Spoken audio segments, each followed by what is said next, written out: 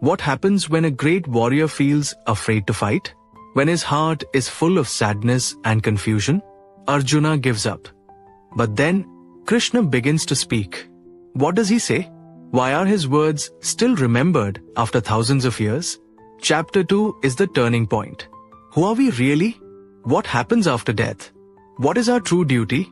The answers begin here. Get ready to hear the truth that can change how you see life forever. Sanjay said, Arjun was full of pity. His mind was full of sadness, and tears were in his eyes. Seeing this, Lord Krishna spoke these words. The Supreme Lord said, Arjun, how did this confusion come to you at this important time? This does not suit a brave person. It does not lead to heaven, but to dishonor. O Arjun, do not give in to this weakness. It does not suit you. Give up this small fear in your heart and stand up, O strong warrior. Arjun said, O Krishna, how can I fight against Bhishma and Dronacharya, who are worthy of my respect? How can I shoot arrows at them?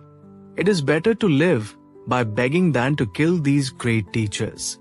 If we kill them, the pleasures we get will be stained with their blood. I do not know what is better for us, winning this war or being defeated. Even if we kill them, we will not want to live. They are on the side of the sons of Dhritarashtra and are standing before us in battle. I am confused about my duty.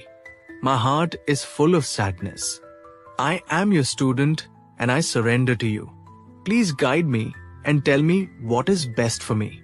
I do not see any way to remove this sadness. Even if I get a rich kingdom or become as powerful as the gods, I will not be able to remove this pain. Sanjay said, after saying this, Arjun told Krishna, I will not fight, and became silent. O Dhritarashtra. After that, Lord Krishna smiled and spoke these words to the sad Arjun, standing between the two armies. The Supreme Lord said, Arjun, you speak wise words, but you are sad about things that do not deserve sadness. Wise people do not grieve for the living or the dead. There was never a time when I did not exist, nor you, nor all these kings. In the future, we will all continue to exist. Just as the soul moves from childhood to youth to old age, in the same way, at death, the soul takes another body. Wise people do not get confused by this. O Arjun, the feelings of happiness and sadness come from the contact of the senses with sense objects. These feelings are temporary and come and go like summer and winter. You must learn to tolerate them. O Arjun, the person who is steady in happiness and sadness becomes fit for liberation. The unreal has no existence, and the real never stops existing. The wise know the difference between these two. The soul that is present in the body is eternal and cannot be destroyed. No one can kill the soul. Only the body is perishable. The soul inside is indestructible and eternal. Therefore, Arjun, fight. Neither the one who thinks the soul can kill nor the one who thinks the soul can be killed knows the truth. The soul neither kills nor can it be killed. The soul is never born and never dies. It is eternal and does not perish when the body is destroyed. O Arjun, one who knows the soul is eternal and unchanging does not kill anyone or cause anyone to be killed. Just as a person throws away old clothes and wears new ones, the soul leaves the old body and enters a new one. No weapon can cut the soul, no fire can burn it, no water can wet it, and no wind can dry it. The soul cannot be broken or burned. It cannot be made wet or dried. It is eternal and unchanging. The soul is invisible, beyond understanding, and unchanging. Knowing this, you should not grieve for the body. Even if you think the soul is born and dies again and again, still you should not grieve. Death is certain for those who are born, and birth is certain for those who die. So, you should not be sad about this.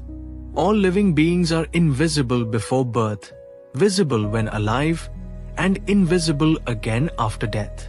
Why then should you be sad? Some see the soul as amazing. Some speak of it as amazing. Some hear about it as amazing. Yet, others do not understand it at all. O Arjuna, the soul that lives in the body is immortal. Therefore, you should not mourn for anyone.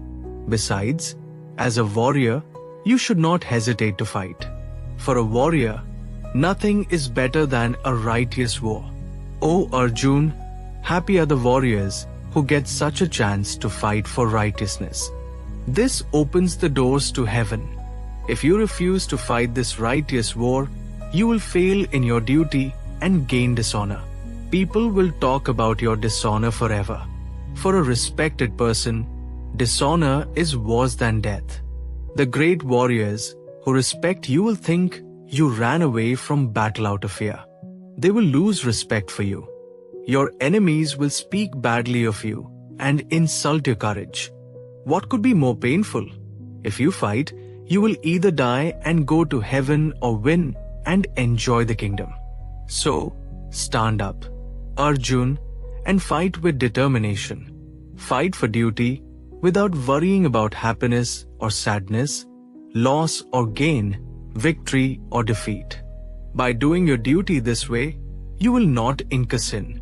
So far, I have taught you about the soul and knowledge. Now listen as I teach you the yoga of wisdom.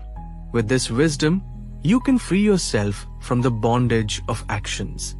In this path, there is no loss or failure. Even a little practice can protect you from great fear. O Arjuna, those who follow this path have one goal. But the minds of those who are not focused are divided and endless. People with small understanding get attracted to the flowery words of the Vedas. They want to perform rituals for heaven, pleasure, and power. These people, attached to pleasure and wealth, cannot focus their minds on God. The Vedas deal with the material world. Rise above these three modes of nature. Be free from dualities, be steady, and be focused on your true self. Whatever purpose a small water source serves is naturally served by a large lake. Similarly, one who knows the absolute truth fulfills the purpose of all Vedas. You have the right to do your duty, but not to the results. Do not be attached to the fruits of your actions, and do not be inactive. Be steady in performing your duty, Arjuna, and give up attachment to success or failure. This balance is called yoga. Seek shelter in wisdom, Arjuna. Those who desire rewards for their work are poor in spirit. By practicing this wisdom, you can free yourself from good and bad reactions. Therefore, strive for this yoga. It is the art of working skillfully. The wise give up attachment to the fruits of their actions. By doing so, they attain peace and liberation. When your mind crosses the illusion, you will become indifferent to what you have heard and what is yet to be heard. When your mind is no longer disturbed by worldly desires and remains steady in God, you will reach true wisdom. Arjuna said, O Krishna, what is the state of a person who has reached this wisdom? How does such a person speak, sit, and walk? The Supreme Lord said, when a person gives up all desires and becomes satisfied with the self alone, that person is truly wise. A wise person remains steady in pain and pleasure, free from fear, anger, and attachment.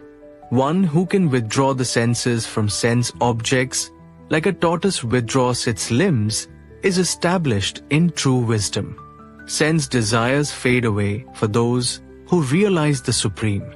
The senses are so strong that they can pull away the mind of even a wise person.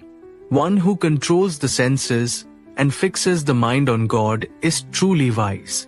Attachment leads desire. Desire leads to anger. Anger clouds judgment, leading to confusion. Confusion destroys intelligence, leading to ruin.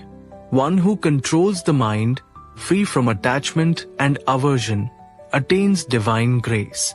By God's grace, all sorrows end, and the mind becomes peaceful. An undisciplined person has no peace or happiness. A wise person stays calm even when desires flow in, like the ocean remains steady when rivers flow into it. A person free from desire, greed, and ego attains true peace. O Arjuna, this is the state of an enlightened soul. Reaching this state, one is never confused again.